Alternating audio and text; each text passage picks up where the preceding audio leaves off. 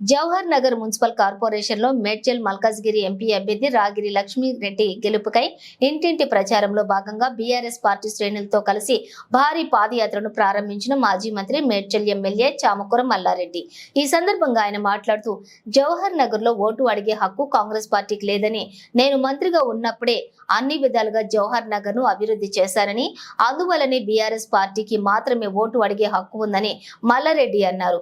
కాంగ్రెస్ ఇచ్చిన 6 గ్యారెంటీలను తొంగలో తొక్కి ప్రజలను మోసం చేసిందని, సీఎంగా కేసీఆర్ ఉన్నప్పుడు ఇప్పుడు కూడా ప్రజలను అన్ని విధాలుగా ఆదుకున్నారని, అందువల్లనే రాబోయే ఎంపీ ఎలక్షన్లలో బీఆర్ఎస్ పార్టీ అభ్యర్థి రాగిడి లక్ష్మారెడ్డికి ఓటు వేసి అత్యధిక మెజారిటీతో గెలిపించాలని ఎమ్మెల్యే మల్లారెడ్డి అన్నారు.